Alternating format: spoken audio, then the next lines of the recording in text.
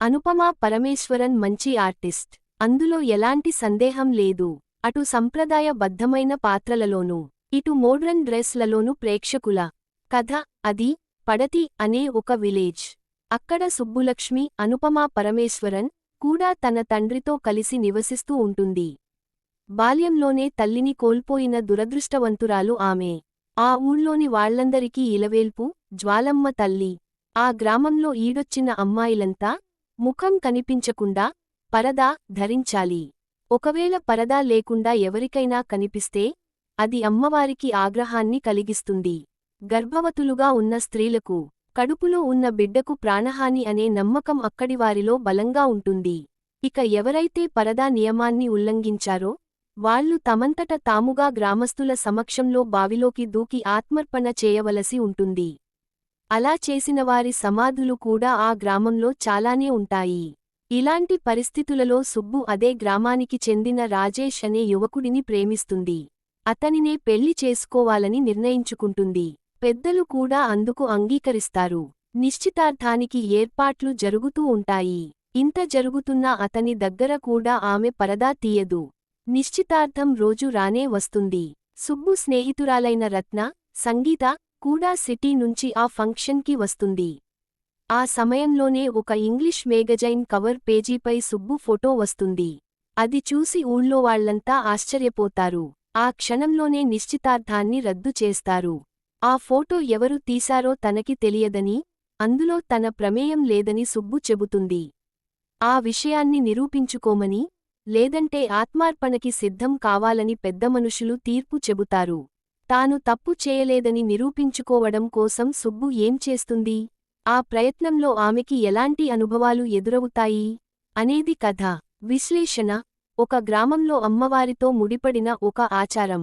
ఆ ఆచారాన్ని అన్నివేళలా పాటిస్తూ వస్తున్న యువతికే ఆ ఊరు ఒక పరీక్ష పెడుతుంది. ఆ పరీక్షలో తాను గెలవకపోతే అందుకు ప్రతిగా తన ప్రాణాలనే చెల్లించే పరిస్థితి. అప్పుడు ఆ యువతి ఏం చేస్తుంది అనే అంశం చుట్టూ దర్శకుడు ఈ కథను తయారు చేసుకున్నాడు. అయితే తాను అనుకున్న కథను తెరపై ఆసక్తికరంగా ఆవిష్కరించడంలో మాత్రం బాగానే తడబడ్డాడు. ఈ కథకు మూలమైన జ్వాలమ్మ జాతరతో ఈ సినిమా మొదలవుతుంది. విలేజ్ వాతావరణం, అనుపమ లుక్, గతంలో ఇలా జరిగిందంటూ వచ్చే వాయిస్ ఓవర్, ఇవన్నీ చూస్తూ ప్రేక్షకుడు కాస్త కంగారు పడతాడు. ఇంత కఠినమైన నియమాలా? ఆచారం పేరుతో ఇంతటి అనాచారం నాకు తెలిసి ఎక్కడా జరగలేదు అనుకుంటూ భయపడతాడు. ఇంతకీ ఈ కథ ఉత్తరాదిలో ఎక్కడ జరుగుతుంది? ఏ కాలంలో జరుగుతుంది అనుకుంటాడు. ఇది తెలుగు ప్రాంతంలో జరిగే కథ.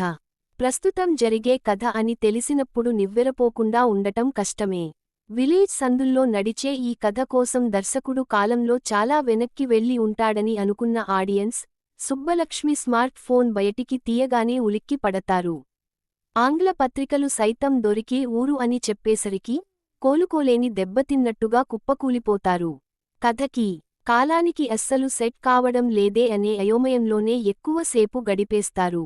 తాను ఏ తప్పు చేయలేదని నిరూపించుకోవడం కోసం సుబ్బు బయల్దేరే వరకు కథ కాస్త ఫవాలేదు. ఆ తరువాత కథ మరింత ఊపందుకుంటుందని ఆశపడిన ప్రేక్షకులు మరింత డీలా పడతారు.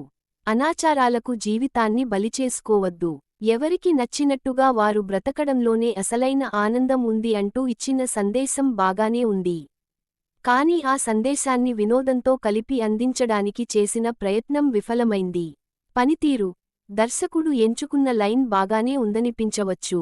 అయితే ఈ కథ జరుగుతున్నట్టుగా చూపించిన ప్రాంతం, కాలం, పొంతనలేని సన్నివేశాలు ప్రేక్షకులను నిరాశపరుస్తాయి. పడతి అనే ఊరు పేరు అస్సలు మింగుడు పడదు. జీర్ణం కాదు. అమ్మవారితో పరదా పద్ధతి వచ్చిందని చెప్పి, అమ్మవారి ముఖం కూడా కనిపించకుండా విగ్రహానికి పరదాలు చుట్టడం కొసమెరుపు. అనుపమ విషయానికి వస్తే ఆమె నటనకు వంక బెట్టవలసిన అవసరం లేదు. కాకపోతే ఈ సినిమాలో మేకప్ సెట్ కాక, కాళ్ళు, చేతులు తెల్లగా, ముఖం నల్లగా కనిపించాయంతే. సంగీత, దర్శన రాజేంద్రన్ నటన కూడా ఆకట్టుకుంటుంది. మృదుల్ సుజిత్ సేన్ ఫోటోగ్రఫీ బాగుంది. గోపీసుందర్ సంగీతం ఫవాలేదు. Dharmendra Kakarala editing okay.